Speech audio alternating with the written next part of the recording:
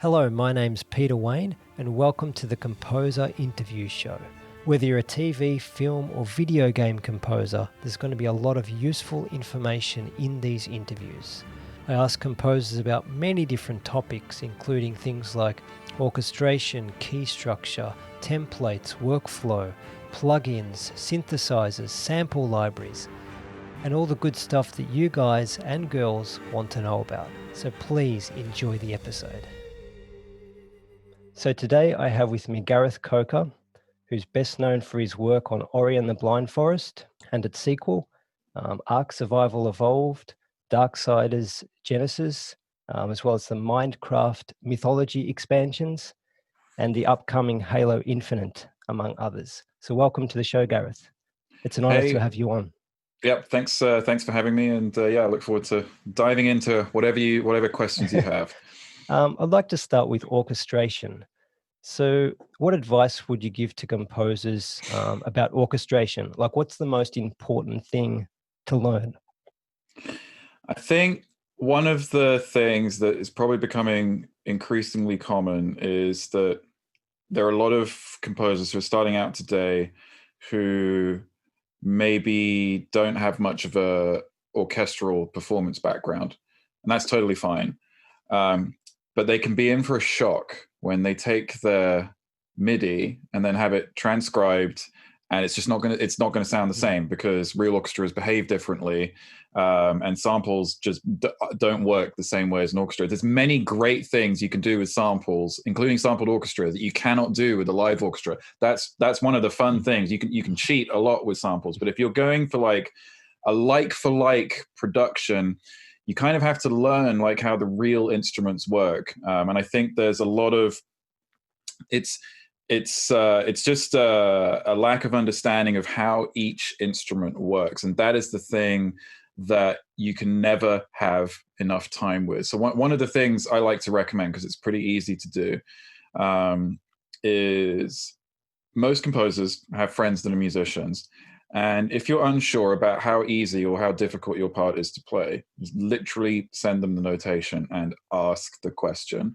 When I was at music school, again, a nice luxury to have is one of the great benefits is that you can go into any practice room and talk to any musician who's the same age for you, just buy them a drink or whatever. And but I would sit with them for like 30 minutes to an hour and just ask really, probably to them, very stupid questions about their instrument, how it works, what is playable, what isn't.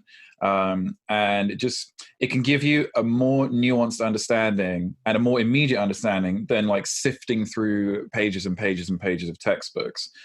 And the more you do that, the more you go back and forth with real players, it'll not only just help you write for the real world, it will actually help your writing with samples, because you will be taking into that all of the information they give you, you'll be taking and putting into your writing, and your writing for orchestra will just naturally improve because you're actually thinking about what it means to write for an orchestra. So I'd say, like, if you have access to, it doesn't even have to be a local music school. It can be a local orchestra, or it can be just any musicians in your phone book. You can ask them for advice, and that, for me, helped me probably. I have all of the orchestration textbooks, and I do refer to them, but that real world feedback, it can be really useful. Not to mention, you have a potential collaborator for remote recording or anything like that. It's a great way to like expand your network of collaborators, and that's like, I guess it's not really an approach to orchestration. It's more like just where I get all my philosophy from. I'm not like bound to the textbook. I'm bound to real life experience. So like every time I have a recording, it's always terrifying because you think you know how it's going to sound. And then, there's some things that you've tried that don't work out as you planned them. And then of course there's things that were like, I don't think this is going to sound great at the recording, but we need to get it done. And then it like comes to life at the recording session in a completely different way.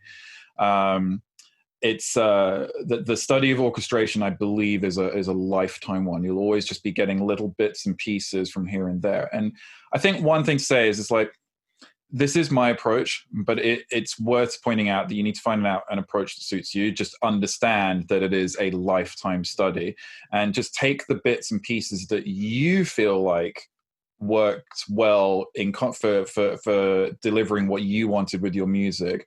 You don't have to follow every single orchestration rule, but it's a good start to, like, you know, have that solid base to build from, because then you can start to like poke at it and take things away and move things in a different direction. But you'll never not benefit by talking to real live musicians on any aspect of orchestration. I mean, just to elaborate on that slightly more, you don't need to go, you know, and ask every single string player about the string writing for an individual instrument. Like a violinist will probably be able to comment on viola and cello and bass, not quite as accurately as an actual player of those instruments, but they'll be able to look at it and be like, that's terrible or that's good. Same with the brass section, especially. I mean, one of the classic mistakes is not remembering that wind players need to breathe. Like, you know, it's amazing how many times that is forgotten. And I'm sure you and many people listening have heard endless pieces with the endless French horn line that goes on forever. And it's like, yeah, that sounds really cool, but it's physically impossible to play unless you have 12 horns and you can stagger them out and have them do 6 by 6 and have them alternate. But like, something tells me if you've got the budget for 12 French horns, you're probably doing something right with the orchestration anyway. So yeah, it's just like things like that. That's the obvious stuff, but yeah, just using the knowledge of those real players will help your sampled writing as well as your live orchestration writing. I don't know if that orchestration is such a massive topic. Yeah. It's like a whole thing in itself, but that's where like my starting point comes from. So what do you do nowadays to improve your orchestration? Obviously, you said it's a lifelong learning process. What do you do now? I mean, do you have time? Probably don't have time, but like when you do have time, what are you trying to learn? I think the thing now is you know, here's the thing with a lot of film and game music orchestration, it is not required for you to be particularly adventurous. Like sometimes, actually more than sometimes, quite a lot of the time, you just need a string motor, or you just need some nice sounding chords. I mean, if we take Ori, for example, there are a lot of nice sounding chords in Ori. And if you do anything more than that, it's just like, well, why is the music trying so hard? So it always has to be like appropriate. The soundtracks, which I do, you know, getting experimental with orchestration in games or film is an extension of like how experimental the game itself needs to be. I'll take BioShock as an example. There's no score out there that sounds like any of the BioShock games. But that game gave Gary Scheinman a reason to compose in that manner, and you cannot isolate that game without that music. Like the two just go hand in hand. But you know, if you took that style and put it in another game, it probably just wouldn't work. But I've been lucky enough to have some games which have given me a playground to push things and really just experiment with different size of forces. I'll reference ARK for that, because that was the first time I'd really done a wham bam score. And they gave me a very lavish budget to record 93 players at the same time. And that's a score I'm quite proud of, especially the kind of the end game. The orchestra, this is very unusual in today's scoring landscape. The orchestra is one take, all done together for like the final boss fight, which is like 5 minutes of music. And the tempo in parts is 200 beats per minute. So we didn't stem anything out. It's just what's in the game is a stereo mix. And you know, it's all the players playing together in the room at the same time. That's a test of orchestration, because when you can get it balanced, especially with like a big brass section, you really have to think hard about the weighting of instruments. Now, one disclaimer on that, I do think that depending on where you record, you get a lot of help from the players. Like those London musicians, if your music isn't perfectly balanced, they will balance it for you.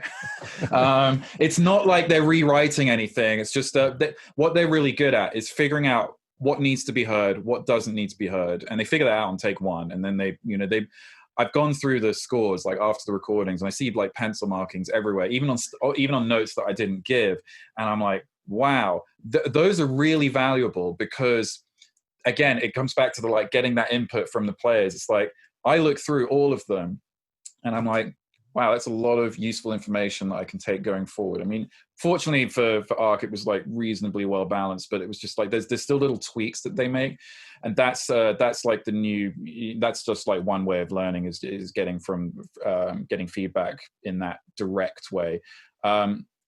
The other thing is, I guess it's really just looking at pushing extended techniques and using them appropriately. On Ori 2, there's a section of the game called the Moldwood Forest, and I was like, I don't want to do the typical atonal dissonant spider music, which we've heard like in every score ever. But it does need to be uncomfortable. And one of the things that I decided to do, we recorded some string samples in Vienna, which we actually ended up re-recording at AIR anyway, but they were useful to write with. But the philosophy was not to write violin 1, violin 2, viola, cello, bass, which is typically how the string section is laid out. I had 20 strings, and I gave every single one of them an individual line to play. Now, they're slight variations of the same thing, but they're all playing the same thing at a slightly different time, and you get like this constant sense of movement, but it's still tonal. I like to call it tonal dissonance. It's kind of an oxymoron. It doesn't really make sense. Oxymoron? Paradox. But it has this uncomfortable like shifting thing. And because each string player had an individual microphone, when you combine the room microphone sound with the close mics on every instrument, you can it's almost like one insect is like crawling across your body, because they're all doing like these subtle movements at the same time, but all of the notes that they are playing are part of a scale. So it's never like going into that atonal dissonance, just like, hey, play anything, play a cluster or whatever. No, it's all been written out. It's all controlled, but it sounds out of control because they're all doing something slightly different. And in the track Shadows of Moldwood on Will of the Wisps, you'll kind of hear like that those subtle string swells. They're not at the forefront of the mix, but if you took them out of the mix, the track would just be boring. It just makes the whole track, and as by extension the environment, feel a little bit more alive, because, and this comes back to what I was talking about, it's an extension of gameplay. The gameplay hook there is quite simply Mora, the spider, who is like the boss of that area, is stalking you through the area. You don't actually know that it's a spider, you just know that it's a dark, malevolent force. And the gameplay, if you stay in an unlit area for too long, a shroud like gets closer to Ori, and then if you don't get to a light source, you die. And it's combined with a sound effect that also like closes in on you as well. And I just wanted the music to have that feeling something is always following you. This is not interactive, it's built into the music. It's just a loop that plays. It's a really long loop, like 5 minutes and 30 seconds. But yeah, I don't do short loops. I think the shortest loop in Ori is 3 minutes and 10 seconds. It's just not the way that game needs to have music structured. But yeah, that's a long loop, and it's just meant to, it's oppressive, but not in a musically uncomfortable way. Like the music is still listenable, but that constant string shifting, it's almost like something's breathing, is something that's in the track for the whole time. And that's something I'd have never even thought about doing were it not for the gameplay. I was like, this section needs to sound different. I've got to use the orchestra because it's a spider section, and I don't think any synth stuff is really going to work here. Plus, Ori is a very organic game. I was like, well, what can we do that's different? Let's try giving every string line something to do and see what it sounds like. Fortunately, I had the resources to be able to do that experimentation, and even more fortunate, it actually worked. So as a result, I've also now like got this massive library of like these. It's like about 3 hours of these shifting string texts, and I did not use all of them on Ori, and they're mine forever. So they will probably get a few different ones will get dropped into future projects. But now, of course, I'm like, well, that works so well with strings. Well, maybe one day I'll do it with brass and woodwind and stuff like that. It's the tonal dissonance thing. It's very interesting. There are a few composers who are like kind of exploring a similar thing, like that constantly evolving and changing string sound, but it's still grounded in a sense of tonality. There are various composers exploring that, but when you're splitting things out that much, your own like aesthetic and voice is going to shine through, because it's not the same old violin one, violin two, violoncello, bass. There's so much more you can do with with that number of players doing a different thing. Plus, it depends on what mood the players are in the day. Like if I gave them the same thing to play now, it's probably going to be slightly different again. So that experimentation with orchestra, I think it's something that I would prefer to do in pre-production, because even if you screw it up, like you can still kind of bring them into a synthesizer. I'm kind of addicted to bringing in string recordings into Omnisphere at the moment and just shoving them in the granular engine, because there's all kinds of interesting stuff that goes on in Omnisphere under the hood, and just kind of fiddling around and finding out what's good. So even like it's a better thing to do in pre-production.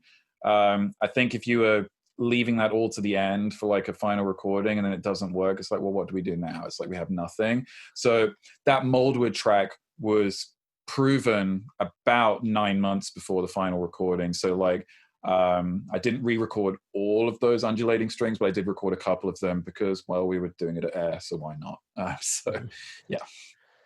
So what advice would you give to composers who are going to be recording with an orchestra for the very first time? What are some of the things they should look out for and prepare well for? Oh man, I remember that. Okay, so this was a good bit of advice given to me in school. Make sure that everything is ready at least 24 hours before the recording. At least. There will be a few occasions where that might be unavoidable, but if you can't get 100%, you want to be at like 98%, 99%, because there is nothing worse than stressing out the night before because you don't think you have anything ready. And then that bleeds over into the next day because you're exhausted. And then it bleeds over into how you interact with everyone at the recording stage. And you're supposed to be like the star of the show. Like everyone is looking to you at the recording, and you've got to be on your A game. So if you're tired, if you haven't eaten properly, hadn't slept properly, that doesn't usually translate into something great on the recording day.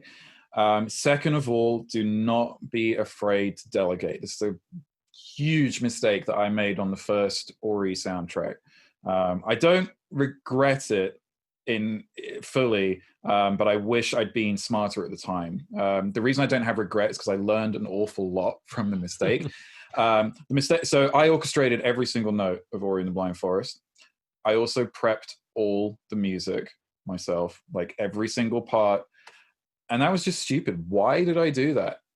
Pride, maybe? I don't know. But it was really stupid. It just didn't give me enough time to like make sure that everything was there.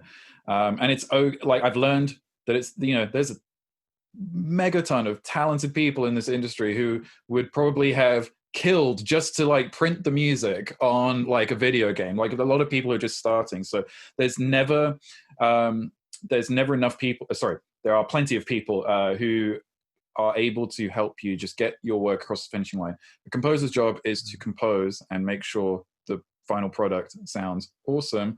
And why was I, not to denigrate music prep, but that's not the best use of my time.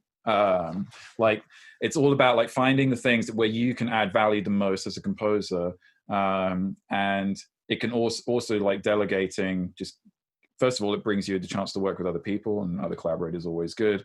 Second of all, it just takes a ton of work off your plate. I mean, I was still doing the parts for the recording.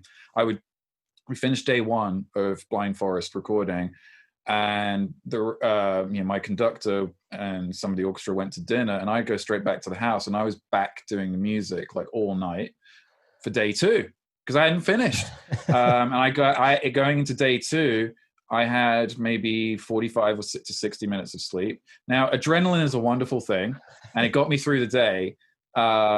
And then once the recording was all done, we had a good party and everything like that. But then after that, I crashed for about a week. I literally couldn't do anything. And that's not fun. Like that crash is never, I would never encourage people to stay up all night, because you do an all-nighter for one day, you lose 2 days after that. I think that's like a general rule. Like you just won't work at your best. Yes, your body can like get you through that that day after the all-nighter, but it is going to shut down at some point. It is inevitable. And the shutdown is just, I don't enjoy it. I don't think anyone does. I think if anyone who's experienced crunch in some form in the games industry has gone through something similar, and it's not good.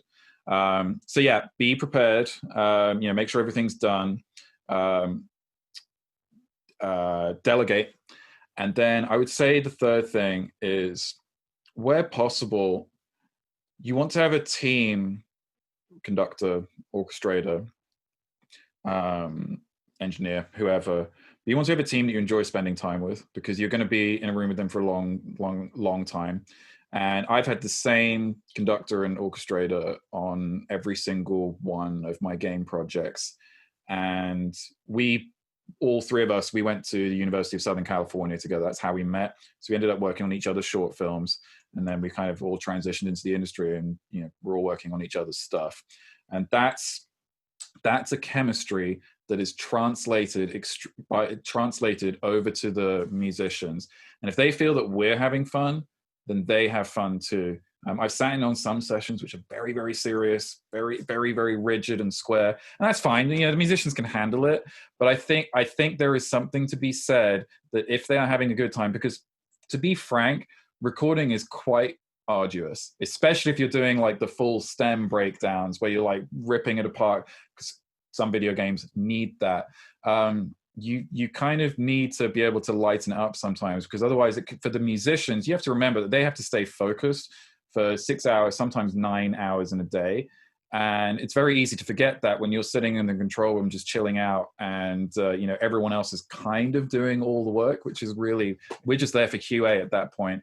I think you have to remember from their point of view, if you want to get the best performance out of them, you need to ideally have a manner in the room that is appealing to them and fun to work with. I know I'm not that person. I'm pretty serious and rigid. Alex, my conductor, he has this wavy long hair, big blue eyes. He is never not smiling, but he is also absolutely on point as a conductor. But he has a way with people that brings the best out of them. And when you're standing in front of 90 people, that can be quite daunting. And he doesn't ever show any nerves. And he just has a way with people that makes them want to deliver more. So he's like the happy extension of me. It's not that I'm unhappy. It's just that he's better at delivering it for 9 hours potentially. Whereas I can do it for a short period of time, but then I'm just like, I want to go back and hide in the control room. That's like, I don't have a need to conduct my own music or anything like that. But I would say, if you're preparing for recording, you're fine. You'll be fine if you hire a conductor that you've never worked with before, because they'll always be professional. But if you can, if you're a composer, you probably have a friend that's a conductor. You probably know someone. And I think that chemistry is something I didn't realize how important it was. But like, having sat in on other sessions, and they've been a little bit slower, a little bit less efficient. The musicians, like, you hear the sighs in the room, like when it's time to do another take. And it's just little things like that can really add up when you're recording over 2 days. And if it means you get an extra take, like maybe one extra take an hour, or because all your takes are higher quality, it's absolutely worth it. And so having a good team that you are friends with and you spend a lot of time with, it might not seem like a big thing because there are so many professionals, but if you look throughout film and game music history, you'll consistently see the same people working together on the same projects. There's a reason for that. Obviously, there's, sometimes circumstances dictate that you have to hire people from, without outside of your normal circle. That's totally fine. But ideally, you want a core of people that you trust, and who are doing good work and you enjoy spending time with, and that they will help you when shit hits the fan, because sometimes it does. Like the other guy who comes with me on every job is Zach, and I've always joked with him that he usually has a very easy job because I'm pretty good with like planning and logistics, and not much goes wrong during my sessions. But then I was like, well, actually not much goes wrong because Zach has maybe put out the fire before I've even seen it. And he's just there as a second pair of ears that I trust.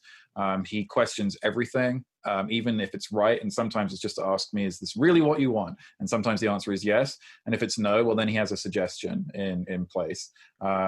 So conductor and second set of ears, those are the two you like really need to trust. And then beyond that, whatever you need. Those are like three good starting points. I think there's a million things about session etiquette that I could go on for, but like those three things will get you off to a good start. Mm-hmm. So when writing a cue, how do you find the right tempo, the right key, the right structure? Just any sort of tips or techniques that you do to be able to quickly write a cue as quick as you can, I guess. So the tempo is usually the thing I start with, actually, because it does inform a lot of other decisions. And when it comes to games, I literally just record a clip of the gameplay, bring with the sound effects. Obviously, if there's any temp music, I turn that off. I just write to it. And if I don't write to it, I've got a metronome in the background. And because it's me playing the gameplay, I can kind of like start to like hear things in my head that I feel like match. And I just fiddle around with the metronome for 5 to 10 minutes, and then start noodling on piano, and then things start to fall into place. It's not because I've done it so many times this way, it's not a process that takes particularly long. Like finding the tempo of a segment of gameplay. In the case of Ori, for example, most of the ambient environment music falls between like 90 to 110 beats per minute. It rarely deviates from that, because when you're running at full speed, the full speed is fixed, right? So it's never the gameplay speed is never going to change. So then the next part of it is, for me, is like, what instruments do I choose? That is entirely dictated by what I'm seeing on screen, and that can sometimes be a tricky wait, because I'm waiting for art to put in, their first pass of art instead of looking at solids. So oftentimes I like start mapping out a piece when it's just solids in the game, solids and geometry. That helps me figure out the tempo. Then the art comes in. That helps me figure out like what instruments I'm going to use. And ideally, I've gotten some themes down by then, because that's the one thing I don't really need any gameplay segments for, like figuring out melodies and themes. But combined with the tempo and the palette choices and then theme, I think that's like the quickest way to get a track done. I will say also, at least in the case of games, if you've got like a large amount of environment music to do, something I've gotten in the habit of doing is putting all of the environment music in the same project in my sequencer, which can sometimes mean, I think on Ori there are a couple of cues that we ended up on bar 1,230 in the recording. But the thing is, first of all, there's downstream like things that help with that. First of all, it makes it easy for me because the palette's already dialed in. Like getting that first palette for like an area, that is always the most time-consuming thing for me. But once those instruments are decided, then you've kind of got them in place. And yeah, you might add a few as you just see you've got ambient, the ancient wellspring exterior music, the ancient wellspring interior music, the ancient wellspring puzzle room, the ancient wellspring combat. You're going to add like bits and pieces each time, but you still got that core palette in place. Then the other benefits at recording time, you have every cue in the same Pro Tools session. which means they're not wasting time unloading and loading. You might be like, well, if I'm sure they got a quick computer, but it's like, well, yeah, they do, but it's still like 10 seconds. And if that's 5 cues, then that's a minute of recording time lost. And if you're doing that once every hour, that's 6 minutes of recording time lost during the day. That's 2 takes. Like, my thing is all about like finding like little things to improve efficiency, especially when it comes to recording time. I haven't sat in on every recording, but I genuinely believe that like my workflow and team is maybe some of the most efficient in the industry. That's quite a grandiose statement to make because I've just haven't seen other recordings, but I would be surprised if there was that many teams that were faster but also delivered a level of quality that we do. But yeah, having it all in the same Pro Tools session helps at the recording stage, and you can probably guess where I'm going. It also helps at the mix stage as well, because you apply it for one cue, the treatment for one cue, and then it's like, well, hey, we're kind of like in a good spot with the rest of the cues. Obviously, there's still some tweaking, but it's much easier than just dragging in a template for every single Pro Tools session, which is a lot of work. Like, I had no idea how much work it is to like set up a mix session for like full orchestra, and then you got to set up the template, but then you got to set up the template for each new Pro Tools session. And it's not, I wouldn't say it's difficult work. It's obviously highly detailed and precise work, but man, it takes a lot of time. And so anything you can do to reduce that amount of time, at least for my workflow, it helps. Yeah, I've gone off track, I think. What was your question? I've forgotten what your question was. It was just about like key structure. I guess I can go into the next question actually, because it's kind of similar. It's like, how do you link different cues together, especially with the looping music, because you don't always know when the next cue is going to come in. Do you write in the same key? Do you have the same tempo? Like, how do you make sure that the transitions are smooth? I mean, obviously you can do crossfades, but I'm more thinking like musically, what are you actually doing? Yeah, so I actually have a key map for the entire game for both Ori games. So one of the great things about a Metroidvania is that there's a map, and I literally printed out that map. I don't have the printout anymore. If I had it, I'd like literally show it right now. Yeah, it was like this giant like poster, just mapping out like the keys for each area. And what I could move to. So, for example, Willow's End, which is the final area of Will of the Wisps, it starts out in F sharp minor.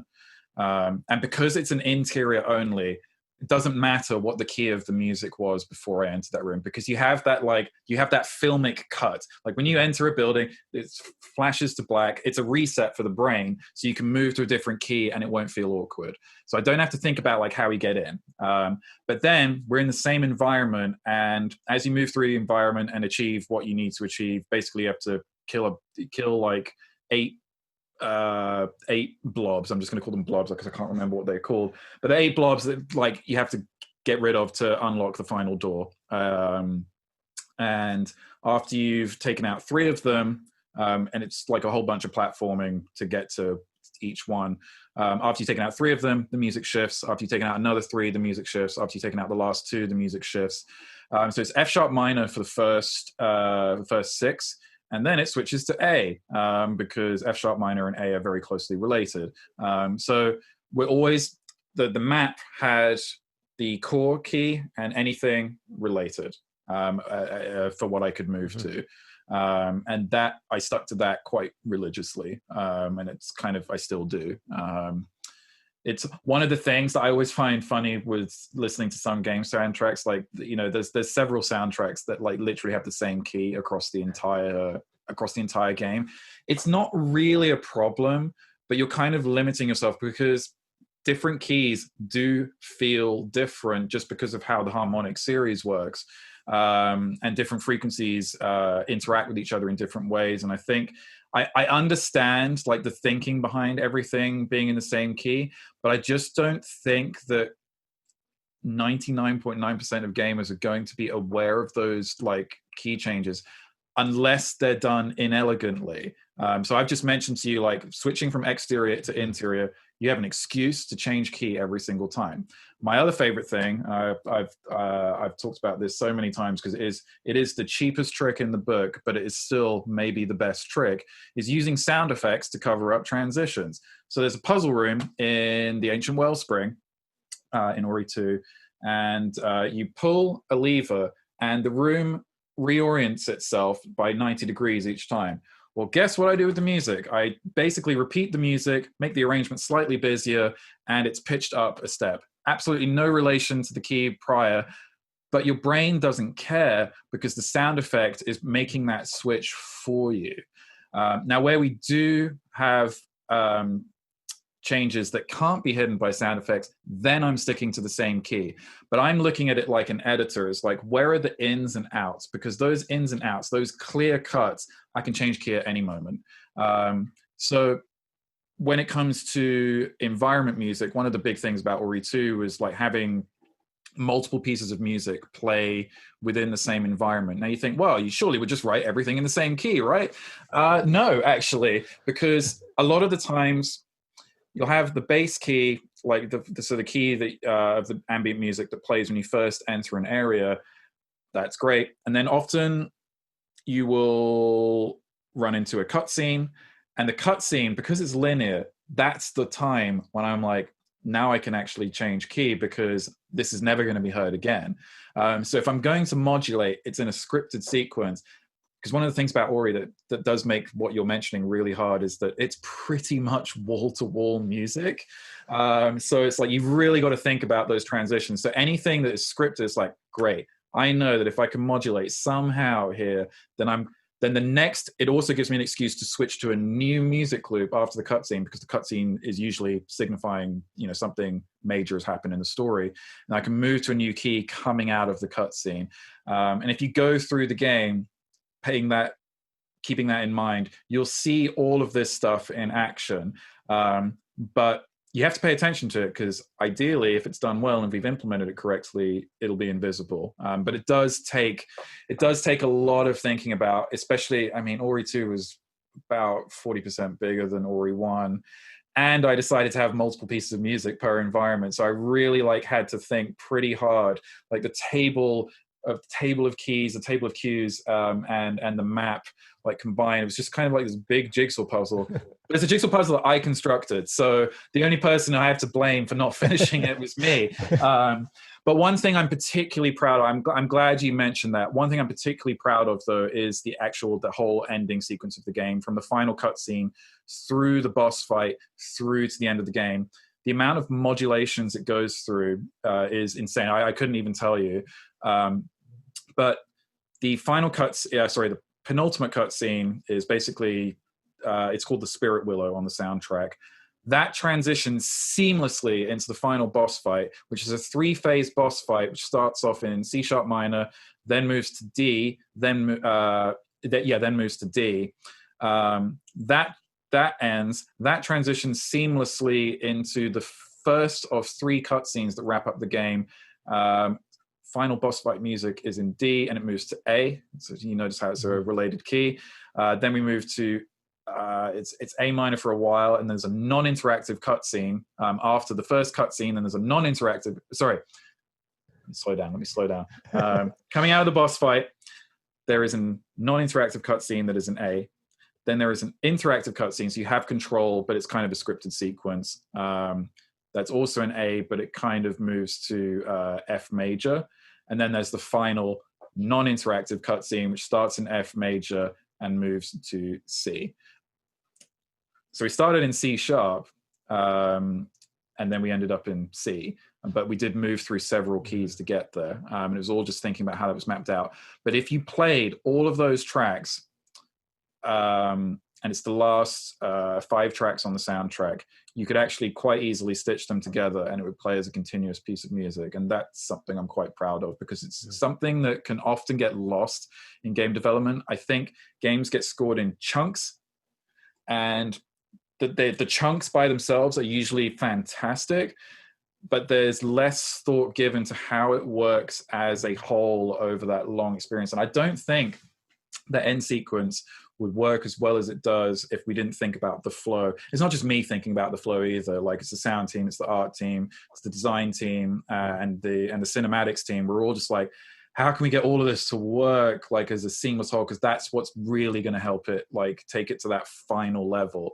That's the end scene I'm particularly proud of, partly because it was only written like in January, like a week before the final recording. It was actually put together pretty quickly, but also it's just really cool. Like, I imagine if there was a concert, it would be like really cool to like just have like a 25-minute end piece of music that is like, if you listen to it as a continuous piece of music, it does tell the whole story of the ending in a completely seamless way. And given the amount of range that the music has there, like, it goes from the quietest of quiets to the loudest of louds, and you experience pretty much every emotion that has been presented in an Ori game in the last 25 minutes. I would like to say there's a couple of other scenes that the studio did a really good job with, but that is probably the one I'm most proud of. And I'm glad we left it to the end of the second game, basically. So how do you go about layering synthesizers with the orchestra? What is your process for blending? Because I know in Ori, there's certainly some non-orchestral elements. So how do you blend? What's your process like for that? It's pretty straightforward philosophy. I tend to think of things in a reverse triangle. So at the bottom of the triangle is your bass, middle is mid-ranged instruments, whatever that might be, and at the top is high-ranged instruments. And if you think about the ratios, 1 low instrument equals 2 medium instruments equals 3 high instruments. It's not always like that, but fundamentally that's like the basic concept. A good example of this in action is the track in Wonderment of Winter. That track has literally a wall of bells at the beginning. You've never there's very few tracks you've heard that have had this many bells at the beginning. It's all kinds of stuff, but it's right at the top of the frequency spectrum, and it's very fitting for the area, which is a very icy area. But at the bottom, there is just one bass note, and it is like the grounding for that area. And in the middle, we've got the string chords and the melody. Like, that is pretty much 1, 2, and 3, low, medium, and high in action. And I don't think about the orchestra and the synths as separate elements. I think about how do they fit into that reverse triangle. And usually there's room if I think of it like that way. So I'm thinking of it in terms of like the frequency spectrum and harmonic overtones, rather than what orchestration rules am I breaking here if it doesn't work? All I'm doing is like, does it sound good? I guess I'm thinking of it more like a rock and pop record rather than like I'm writing for orchestra. I think there's quite a lot of that in game music nowadays, especially the way they're being recorded. It's like we record everything in chunks, and then you're kind of like building the sound bit by bit. So the strings do still sound like an orchestral string section, but they are being built into a track that is being built more like a modern piece of music. Mm-hmm. And if I follow that basic philosophy, it generally gets me over the line quite a lot of time, because at the end of the day, a good mix starts from a good arrangement. Your mix is never going to be good if the arrangement is bad. It's just, even the greatest mixing engineer will not be able to fix a bad arrangement. They'll just be able to make something that's conceptually bad sound a little bit better than bad. But if the arrangement is good, now that's when a great mix engineer can really do their stuff. It's just like, I'm not listening to too many competing elements, and like I can make just everything sound really good. I mean, one of the things I love doing is just going back and listening to older records, because I feel like they were more, they had less tech than we do, but some of those old records just sound still so good. Every time I listen to a Michael Jackson record, I get depressed, because it's like you hear everything. Now I know there's not really much crossover with Ori and Michael Jackson, or literally anything I've done to Michael Jackson, but it's still fascinating to listen to, because you really hear everything. The arrangements are perfect. Like if you can find anyone who can criticize anything like about Billie Jean or like any of the other like great Michael Jackson tracks, well, I want to see that person, because there's probably something wrong with them. Like the arrangements are so clean, and that allows for the mix to like really, really pop. And so I go back and like listen to stuff that is like outside of the music that I'm writing, because it's really good to like analyze and just see what they're doing. It's funny you mentioned layering, because I do actually listen to a lot of electronic music, and I think electronic music in particular does a fantastic job of layering all kinds of different sounds. And the philosophy there is not dissimilar to what I've been explaining, like that reverse triangle thing. They could probably elaborate, people who do that full time could probably elaborate on it much better than I can. But there are fundamental concepts, like just don't have competing elements, don't have too many things in the arrangement. And even though the Ori arrangements, I would say they're pretty dense, there's quite a lot going on, but rarely is it the fact that there's things that are competing. Like you almost always hear the melody, and there's a bunch of jingly stuff in the background where there might be plucked instruments, a cool synth, a pad, but it's always way at the back. And then there's usually a pretty grounded bass in there. There's so many like amazing producers out there, not just right now, but like also from the past. And it's like I always just try and go and listen to stuff that isn't a film score or a game score, and be like, what can I learn from this that would apply into my own music? And yeah, that's really where I get it from, like just being a critical listener. Do the synths get their own lines where you're doubling the orchestra? Like, how do you structure the synths musically, I guess, is what I'm... So yeah, often in the case of Ori, like the really like the pads, they're following the harmony, or like maybe what the strings are doing, but they're not playing like the same notes as the string chords. Usually they're playing the common tones. In the case of Ori, almost all of the music is diatonic, so I'm already fixed with, you know, the number of notes I can use in a scale. And quite frankly, sometimes all I need to do is hold down the first and the fifth on a pad, and that's going to be enough. And if the pad is doing enough interesting stuff sonically, I don't really need to do much else with it. One of the traps I often fall into is overwriting. I mean, my first passes of usually everything have too much going on, and then the second pass is often like, okay, what can I delete, and what's left that I can make sound really, you know, as good as possible. So I'm not really, with pads, I'm definitely not following like anything the orchestra is doing. It's more like what's cool, it can just sit in the background and be there. With bass, most of the bass in Ori, especially in the heavier tracks, is doubled by a synth bass of some kind. I mean, that's a Hollywood trick that's been around for a long time. Double basses with a low end synth. It's just, it can be a very nice sweetener. Of course, it can be oppressive if you use it the whole time. But for when you really need it, it's a nice weapon to have. I think, yeah, especially in the case of Ori, where it's actually not a loud score, when we do need to make it loud, when you dial in that extra low end, it really like has some extra impact. I don't really double melody lines with synths. I feel like if I'm committed to a melody line, I should have the confidence to play it in one instrument only. That's a philosophy that's served me well on Ori. Like generally, if the only doubling that is happening is if it's a floaty melody, then it might be doubled by an instrument with a hard transient, like a piano or a plucked instrument, and it definitely won't be at the same octave. So yeah, you might hear like a few times the melody's playing, and then there's like a bell like that comes in for like a few notes, and then it just goes away. But generally, if I'm featuring an instrument, I want it to be featured, damn it. So I'm just going to stay out of its way. And especially with the woodwind in Ori, it helps that we had an amazing player for the woodwind in Ori. I'm just like, I really want you to be heard because you're making me look good, because your performance is so amazing. Like in the track Separated by the Storm, she delivers an amazing English horn performance. Her name's Kristen Nagus, by the way. I'm going to plug her right now. Kristen Nagus, her website is fieldofreeds.com.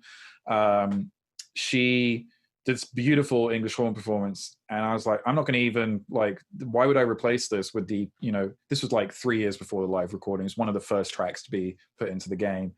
And I was like, this is literally perfect. It is not going to get better than this. And I'm like, I'm just going to delete all the things that are getting in the way of this and have this shine even more, dial up the reverb. Something I do quite commonly on the woodwind solos is put a very subtle delay on all of them. just like helps fill out the stereo image a little bit, kind of like it's wrapping around you. But yeah, that's there's not really a huge thought process that goes into the balancing, the blending of synths with the orchestra. It's more just like, what does it sound good, and does it not clutter anything up? It needs to be there, but like it's more about like, is there a gap for it? And sometimes there isn't, and then I just don't put it in. So if the orchestra and choir and acoustic instruments are serving all their purposes, then I don't add it. But yeah, there's no real process for it other than like, does it sonically work? That's the best answer I can give. So what are your favorite synthesizers? And then I guess the second part of this question is, what are your favorite plugins to manipulate sounds and do sound Right. design? So yeah, I'm probably going to get a bunch of boos from anyone who's watching, because I don't have any hardware synths, I'm afraid. So I've probably lost some street cred amongst a few of your viewers. I just don't really have the space, and I prefer playing. It's not the synth instruments aren't real. I do get the appeal, but like for me, I think maybe it's because I've just always grown up with synths being in the software realm, and I'm just comfortable with it. So with that, Omnisphere is all over Ori, but the sounds that I'm using in Omnisphere are my own. A lot of the time, there are a few obviously from third-party libraries, but the thing about Omnisphere is the level of manipulation that can be done. And also during Ori, they went from being a 2-layered synth to having 4 now. You can have 4 layers in the or 4 oscillators in the synth. And it's just like, it's so insanely powerful. If you honestly, I think every composer should be able to score an entire film or game just using Omnisphere. Like, there's that much in it that you could probably do it. It's so insanely powerful, especially the granular synth engine, which I've really started diving into. It was a bit too late for like to get it to use it more in Ori, but it's just a pad generator. Like, you can make pads effortlessly in the granular engine. So I really like Omnisphere, and pretty much everything by UHE, which we have used quite a lot on Halo, especially Diva and oh my god, Hive. They've got so many. I'm just trying to remember the right one. I do use Zebra, but I've not gone off Zebra, but I feel like Zebra just has a sound that I can kind of hear. It's not a bad sound. It's just a sound I hear a lot of. And I feel like Diva is used less. Diva has a really, really incredible sound that kills your CPU, which is always fun. But yeah, I love all of UHE's stuff. I'm probably forgetting a few. Let me see if I've got anything else open. Nope, it's pretty much Omnisphere and UHE. I was just checking like what I had open right now. And yeah, I do own a lot of different synths. I mean, it's partly because especially recently, I've been doing a lot of orchestral writing, so I haven't had as much room for doing like actual synth work. It's more I've been taking acoustic sources and bringing them into a synthesizer and kind of playing around with them, but it's not really like a core synth by itself. But I do own a lot. I just not like had the chance to use them on a project which like was heavily electronic for a while. One thing I used to dive into, and it's actually all over Ori 1, but I can't use it anymore because I don't work on a Mac and I don't work in Logic, is Alchemy. I still have the original Alchemy plugin before Apple bought them, and I was like, no. And they were like, you need to download all your stuff from the website before it's never available. Yeah. And I'm like, okay, I'm grabbing all of this now. I still use that from time to time because it's an absolutely incredible plugin, and there's so many amazing third-party like sounds for it as well. And I was just like, I cannot lose that one. That one has been a staple of my setup for years. I'm jealous of Apple users who have and Logic users who have Apples there. I've remembered one. Okay, yeah, this one is I think it is the juiciest sounding soft synth out there. Dune 3, and actually Dune 2 was amazing as well. It's by Synapse Audio. It's similar to Vengeance Sound VPS Avenger, I personally think the sound quality is superior, but it's like marginal. What I do think is superior is the interface and the ease of use of the synth. It's one of those synths I can just fire up, and if I need a rich sound, it is right there, and it's effortless. Omnisphere, I can get that, but man, it's like the sounds are so like out of this world in Omnisphere. They kind of take some taming a little bit. Whereas Dune 3 kind of takes me to a happy place very, very quickly. That's like a real synth answer. It's like a synth that only does synth sounds. All right, plugins. God, the list is endless. I mean, obviously Contact is a mainstay of my setup, but one thing I've been very, very fortunate to have done for me recently is I've been on Ori. I hired Slate and Ash, who are relatively new to the library scene, but they did a custom Ori library for me. They did unbelievable work. And I'm not surprised they're getting booked left, right, and center at the moment because they're really, really good designers.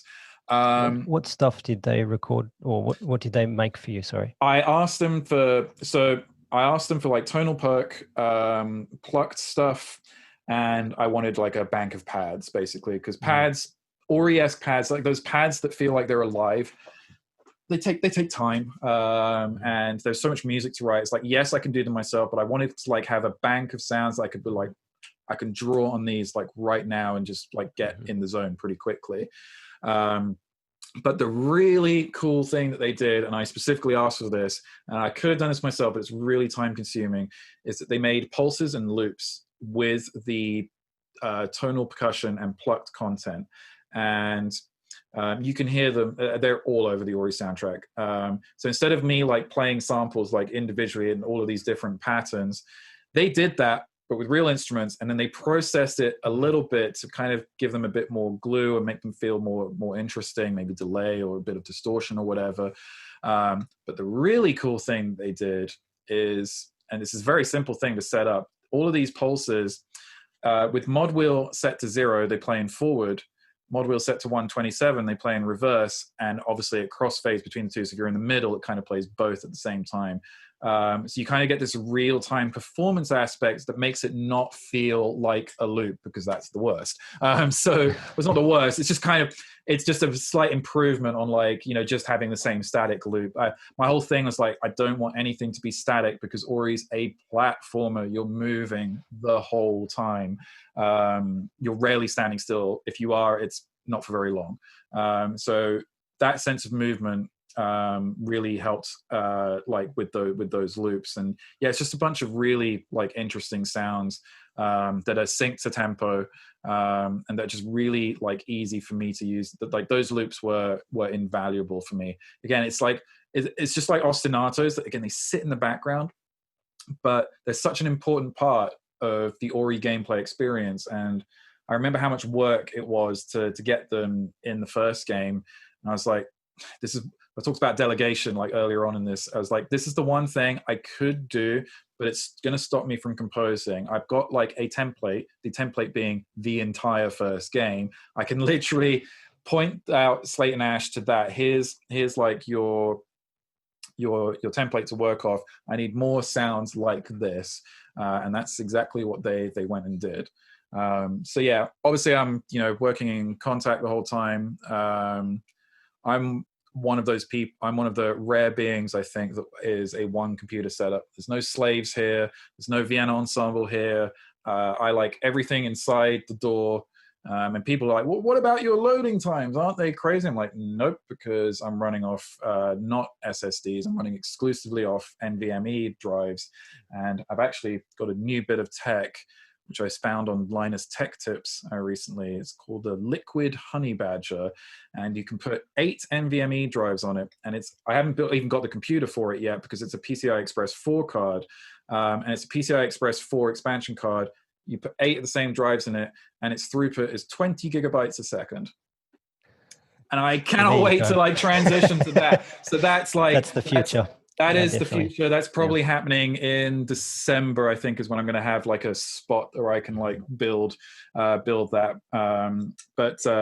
Yeah, so I'm a one computer guy. I don't run a massive template. My templates build on a per project basis. Like how I mentioned, like I'm doing everything in a suite. There are just sounds. I have a template per project, but not like the orchestral template, because I think for me, first of all, I find templates intimidating. It's just like, oh, I got all these sounds, and it just makes my brain go blank. Having the completely empty sequencer gets my juices flowing. But I totally understand, like anyone who's using a template, I get it. And it's not like I'm abandoning the template. It's just like having it grow throughout the project really helps my workflow, but everyone's got a different workflow. So yeah, plugins. My favorites. Who can I plug? Forgive the pun. So Reverb. I keep telling people about this Reverb, but I feel like no one actually listens. So my favorite Reverb is B2 by 2C Audio. A lot of people are like, how do I get the Ori sound? I'm like, it's literally that Reverb. Like, try it out. You've got to tweak it a little bit. But B2 by 2C Audio is honestly a big part. It's a big part of my sound, but it's a big part of the Ori sound. It's an algorithmic reverb, has 2 engines in it, and its decays, I feel, are unmatched. Now, there's a couple that come out recently that are pretty good, but there's something about the quality of B2 that no other reverb has. It's by 2C Audio. They have, and also their stuff is quite often on sale. It might be $150 at the moment, but even if it was $1,500, I'd still feel it was worth it. Now they're going to put a price tag up, but like that reverb to me is unbelievably flexible. I believe there was a blind test on gearsluts.com a few years back where they did a blind test between B2 and, is it the Bricasti? Is it the M7? That's the really famous one. Yeah, they did a blind test and people couldn't tell the difference. Not my words. People who are probably far more experienced than I am. Or if there was a difference, it was like absolutely marginal. So I'd encourage people to try it out. I think they have a trial. No, I don't work for them. I just really love their stuff. So that's my favorite reverb. I use everything by FabFilter. Their stuff is just incredible. In terms of creative effects, Audio Damage, one of my favorites. They're really they're a bit more boutique. Dubstation is my favorite delay plugin of all time. It is unbelievable. It is CPU light. It does crazy good stuff. It's just easy to use. One of the things I appreciate about Audio Damage's plugins is it's not like a million buttons everywhere. It's just like, keep it nice and simple, and I get the delay sound I want with very little effort. I feel the same way about sound toys.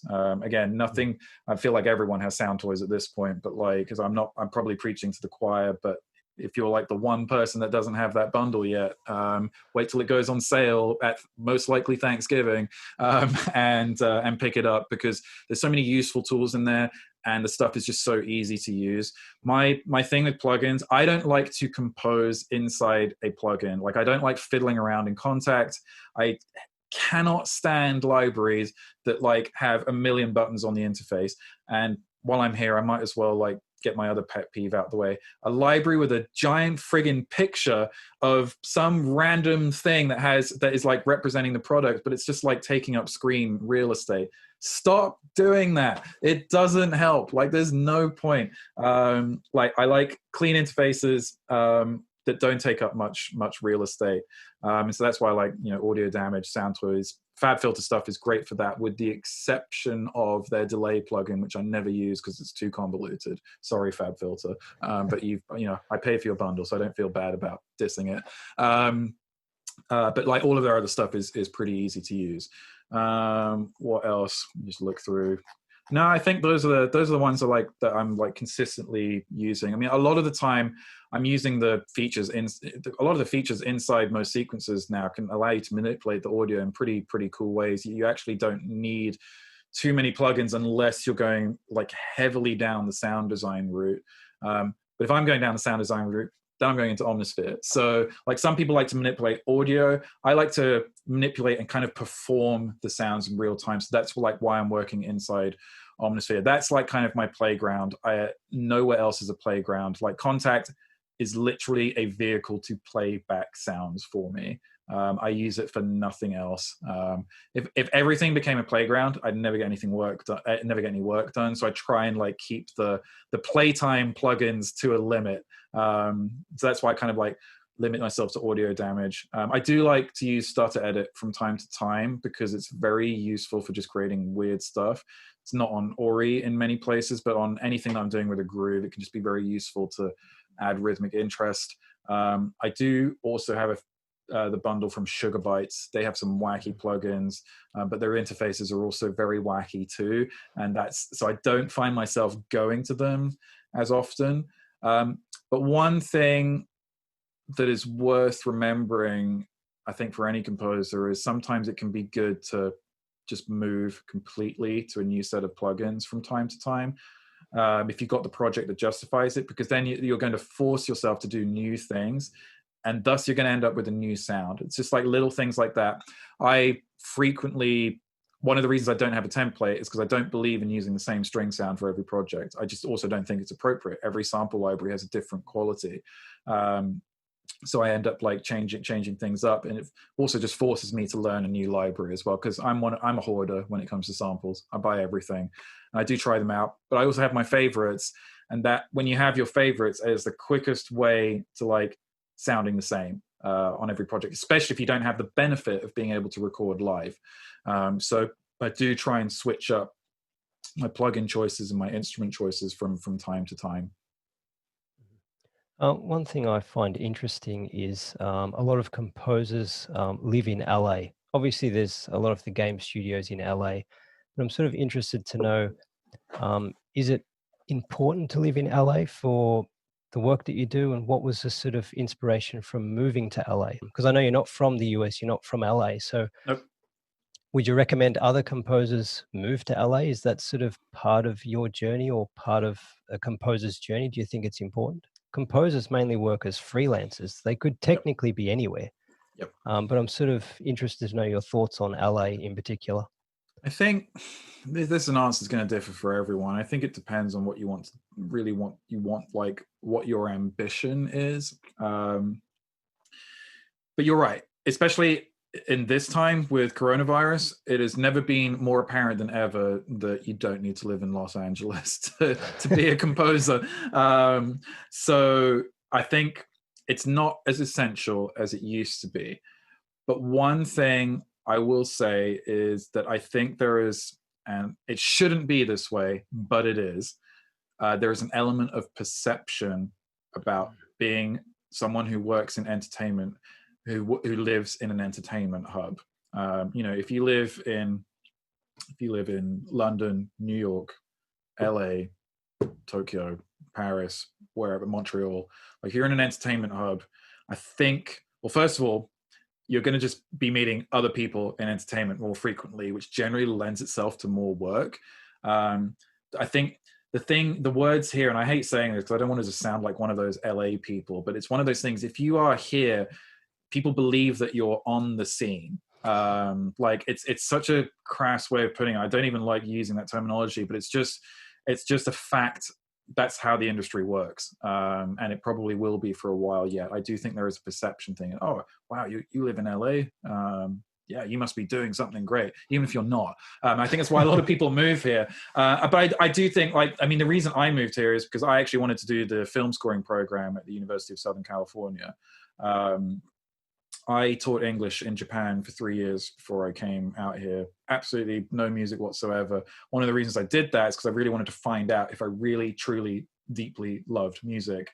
And I was going to find out by teaching English in Japan because I'd be spending time away from it and doing something completely different. And I was like, the itch needed to be scratched. So then I applied to University of Southern California. And that's the first place where I actually realized the benefit of being in Los Angeles. Not only did I go to a university with a great film scoring program, but it's connected to the best film school probably in America. And I met a ton of directors there. They also have a great games program as well. met a few people who worked in games. One of them went on to, be a programmer on God of War. Maybe he'll make his own game one of these days, and maybe in 10 years time he'll remember that I did his student game. But that's the kind of thing that could happen. It's like, it's the reason to move to Los Angeles is not for the reason that I've just, railed against, not to be on the scene. It's actually the chance to meet like-minded people. This city is filled with incredible musicians. Again, there's no reason why you can't find incredible musicians anywhere on the planet, especially, we're all recording remotely now.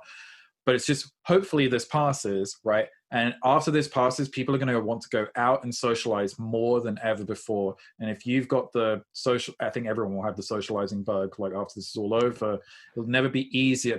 I think people, if I'm going to look at a silver lining to the cloud, I think people will be more receptive to interacting with others than ever before. I think people, again, maybe I'm naive, but I think people will probably be more considerate in how they interact with each other as well. And especially in the entertainment industry. And I think that's going to lend itself well to like building up a network of people who you can end up working with over time. So it's a tricky question, because I don't think it's necessary, but it doesn't hurt. That's the thing. I would say the same thing about music education. It's not necessary, but it doesn't hurt. Like if you're living rurally and you don't want to move to a big city, I totally understand that. But I do think you should make the effort to visit. I think because that is also the same kind of thing. Because then people know that you exist, they know that you're around, you're not living in the middle of nowhere. There's nothing wrong with living in the middle of nowhere. But oftentimes, a lot of the people giving you these jobs that maybe you want to work on a game, look at where these places are headquartered. They're usually in reasonably well built up areas. There are, of course, exceptions. But I think if you want to, if you're wanting to work in the industry, it definitely just can't harm you by living in an entertainment hub. Then once you're established, that's when you can move away. Then it doesn't matter. I honestly think I could probably live wherever I wanted now, and I don't think it would make much difference. And if I did need to come into LA, well, I just fly in, or London or wherever. But I think moving here, I did get a little bit of a head start. I said yes to everything. I was working all kinds of nonsense for like $200 here, $300 there. Not very much individually. But when you do like 10 projects like that, it's like, oh, well, the rent's paid already. That's great. So there's more stuff going on. And a lot of it's not great. But it's still experience, because that not great project that you worked on 15 years ago might turn into a feature film. Like I've heard so many stories like that. I have my own. I ended up working on a commercial that paid a 5-figure sum for 30 seconds of music, and it came from a student film that I'd done 8 years prior. And I was like, I hadn't heard from that person since the student film. And it's just like literally a random email. And it's like things like that, those projects that you end up starting out with that you didn't think would amount to much. Yeah, maybe the final product didn't amount to much, but that relationship did, especially if you did an amazing job, were a pleasure to work with and got everything done on time. That pays itself over and over again down the line. So yeah, that's the benefit, I think. But if you can do that from home, but that's like the face-to-face contact that you have with a real person, that's the kind of thing that people remember. And that's where being in a big city can really benefit, because you're going to have those face-to-face interactions more often. That was a pretty good answer. Just a quick question for composers that are starting to get sort of well known in their career. Do you have any quick advice for like hiring an agent or that type of, expanding your team that can help with non-composer tasks, like what an agent can do? So an agent is generally not going to be interested in you until you've done something of note. The irony is, of course, to get something of note, you need to have an agent. That's usually like how it works. So it's kind of like this chicken and egg situation. So, no agent would have been interested in me before Ori, and rightly so. And then Ori came out and did what it did. And then pretty much almost all of them wanted a meeting. Your choice of agent, if you are in the position where you are talking to an agent, this comes back to, people who you like. You should, all the deals and the amount that they're going to take is going to be roughly the same. So you should go with the agent whose personality you feel is the best representation of you. That's really my only advice. If you don't jive with the person at all, if you don't have like a natural chemistry with like in a minute, then don't. And if that means you don't have an agent, well, carry on. Now, not having an agent will not be a problem. What will be a problem is not having someone to handle your legal affairs. So if you don't get representation on an agency side, you still need to have a go-to entertainment lawyer that can review all your paperwork and get all of that stuff done. Because once you get established, that paperwork, documents get thicker, and they get longer and more difficult to read, because you're usually working for bigger companies and their agreements are just more and more, tricky to understand. If you're working on an indie title, usually it's often going to just be a one page, like a couple of pages. Here's the job, here's how much you get paid, here's when we need it done. I miss those days. They do happen from time to time, but it's rare. But like the corporate companies, like you don't want to be reading all that. So I would say having someone having someone you can just call to do that is really, really nice. Next person, when you're more established. So I generally run everything through my own business, including recording costs and everything, contracting, all of that.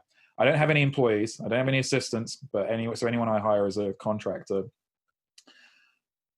That becomes very challenging, as I found out a couple of years ago, when it comes to doing taxes. It's not that the work is difficult, but wow, it's time consuming.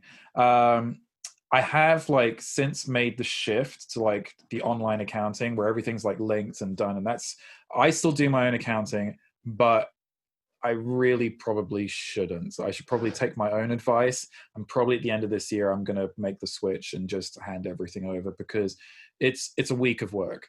And I can't afford to take a week off for doing friggin' numbers. And it's because I prefer to have control over the budget wherever possible. So that year is that was the year the ARK recording sessions came through my business, which with a 93-piece orchestra for 4 days, that's at Abbey Road. That's no joke. But that's just the orchestra. Then there's the mix engineer, the orchestrator, everything else, right? And that was not the only score I recorded that year. So it's just a lot of stuff that adds up. So yeah, that's another job that you can have off your plate. In terms of if you're established, again, it's not something you need, but it's good to have. And this is a fun little story. I have a publicist who obviously because otherwise we wouldn't be chatting. But Greg found me, I like to say, before it was cool, because he was the only publicist that contacted me before Ori came out. Now, here's the good part of the story, is that he contacted me 2 days before the game came out. And I was busy, I was trying to get ready to do the publicity myself, because I had a good feeling about the game. I knew it was going to be a good game. I didn't know how good, whether it was going to be 85 or, it ended up being 88 Metacritic. That's very good for a game title. I was just starting to send out emails from my personal account to various outlets, and I was like, oh my god, this is so time consuming to do it properly and not do a copy paste. And Greg just randomly called me up, and he was like, hey, you're the composer for Ori and the Blind Forest. It's like, yeah, it looks like it has a really nice soundtrack. Do you have any publicity? And I'm like, no. What does that involve? And then it's like, well, it costs this, and we'll do a campaign for you. And I was like, well, screw it.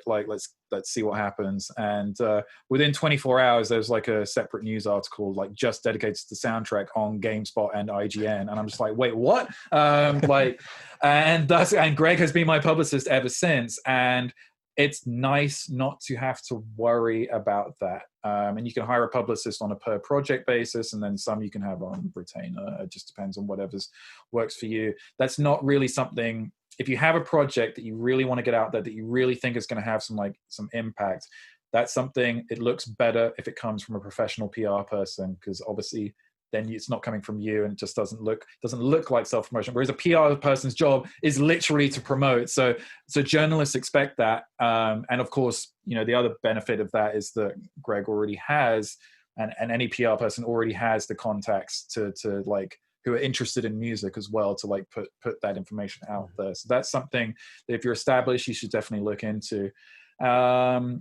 The only other thing about expanding the team is really just the typical stuff with orchestration and stuff like that. But if you're established, you probably already have one person in mind.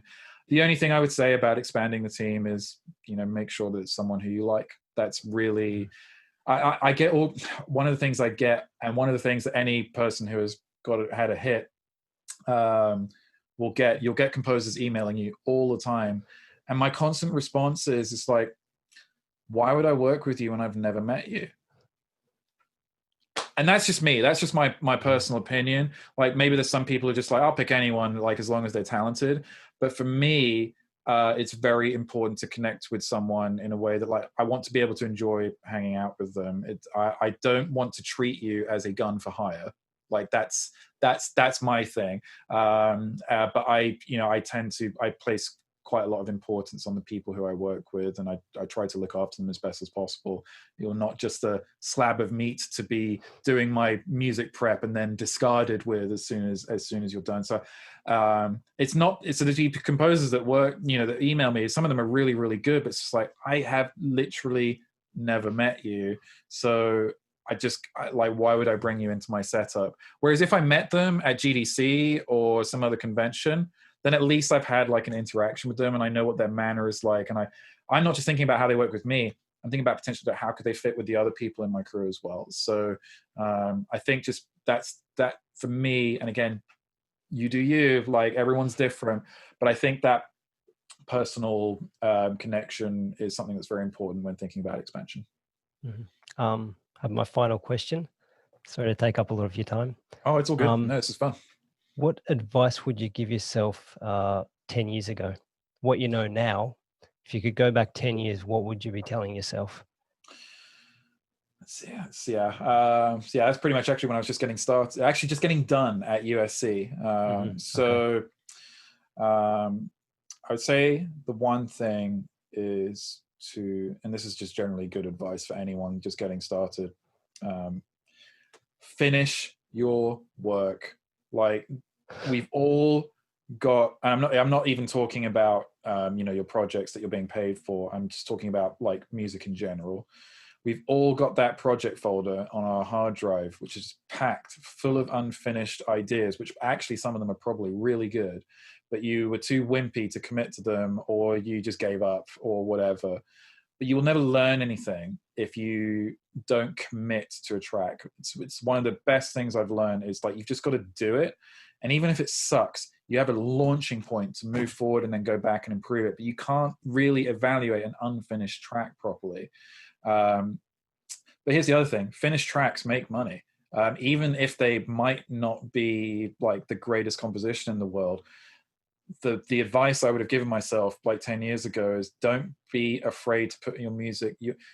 When you're starting out, you're not going to get the mega budget film or game score. It's just not going to happen. That takes years and years and years. So how are you gonna pay your bills in the meantime? And the way I paid my bills, when I discovered the stock music scene, which I didn't even know was a scene, which I should have done, and I discovered it in 2009 before it like really got saturated. I was like, wow, this is just really easy, and most of the music on here is terrible, and I think I'll stand out on here. And so I joined Audio Jungle way back in the day. It's quite a prominent stock music website. And I remember my other composer friends were like, why are you selling your music so cheaply? And I'm like, you're missing the point.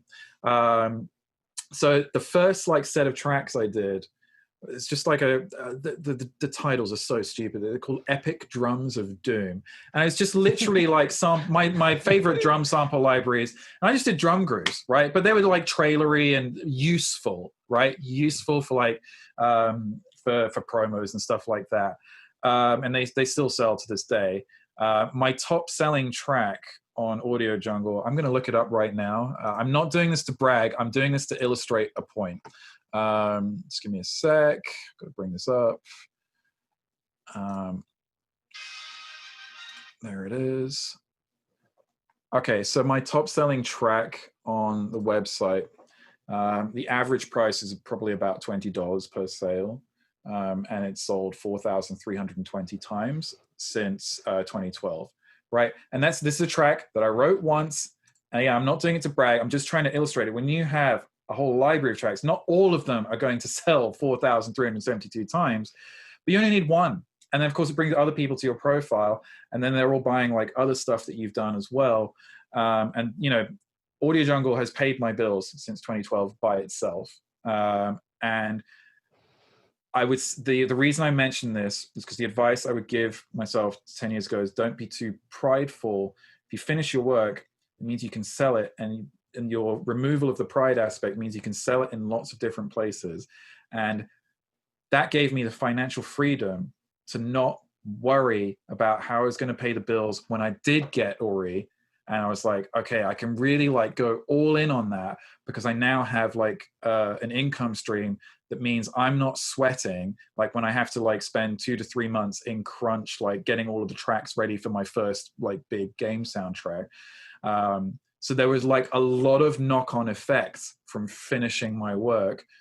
Can sell them, can learn from them, and was able to, you know, get the money to like, so I could really like focus on my projects.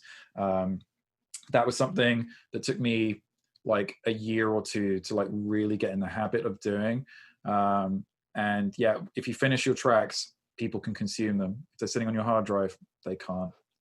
So with that, even if you have tracks finished and they're sitting on your hard drive, like get up there, like put them somewhere, do something with them. And if you haven't got tracks like that, coming back to the you know, the finish your music, you have no excuse to not be writing music. If you don't have like a big gig, whatever that is these days, because like I feel like so many gigs are big, you have no excuse to not be writing, because you can put your music on stock music websites. Yeah, it's not the most glamorous thing in the world, but you should be like, don't be reliant on one income stream like that. As I said, the stock music website pays my bills, but I also do like the more boutique, like trailery music stuff from time to time. That can be very nice when it comes to performance royalties every quarter. Stuff that I wrote 8 years ago is getting placed in some French radio show, but it's being played like 120 times in a 10-day period. It's like, wait, what? Like, how do they even find it? I don't care. So it's like having those income streams just allows you to, so when you really need to focus on the project that you really care about, because you're not going to care about your stock music drum track number 50, but they serve completely different purposes. I just treat them as technical exercises. I mean, one of my other packs on Audio Jungle, which sells well, is cinematic piano loops. Like it's, you know, and it might as well be, you know, phone hold music, but there's a big market for phone hold music. So it's like, is it really the worst thing in the world? And the people buying they're not like professional filmmakers now, but they might be in, you know, 10 to 20 years. You just never know who is listening to your work. So if you don't put it out there, that's the guarantee. You got 0% chance if you don't finish your work and you don't put it out there. That's probably a good place to That's wrap great it. advice. Well, thank you so much, Gareth, for your time. It's been awesome speaking to you. I really appreciate it. No worries. Yeah, thank you. And thanks for letting me ramble and get carried away. So where's the best place people can connect with you on social media? I'm most active on Twitter. My handle is just my first and last name, Gareth Coker. If there's anything I haven't covered here, I feel like I covered a lot here, but if there's, I really like answering very, very, very specific questions on Twitter. Like I've gone so far as to post notation in responses. Like people have asked me questions about the Ori score, like a particular segment. And I was like, well, you know what? The easiest way to answer this is just to literally give them the score, like an excerpt from the score. So like I've always encouraged people at like the end of interviews, like when I'm doing this, like where's best to contact me, and I'm like, ask me questions there, and not actually that many people do it. I'm like, I will answer on Twitter. Like that is the one place. Like my contact form, I usually don't, because it just can get lost amongst the email stuff. But you know, I'm on Twitter on my phone, like if I'm not in here, so it's like something I like to look at, and also the brevity of responses make it the easiest way to like keep up. So yeah, Twitter, though I am like on most social media things, but Twitter is the best one. Okay, awesome. Thank you so much. Yep, no worries. And yeah, I look forward to seeing whoever you've got lined up after me. So I hope you enjoyed this episode. If you liked this video, please give it a thumbs up. I really appreciate it. And there's going to be more interviews coming soon, so please subscribe to the channel and leave your comments, feedback, suggestions, and I'll see you on the next video.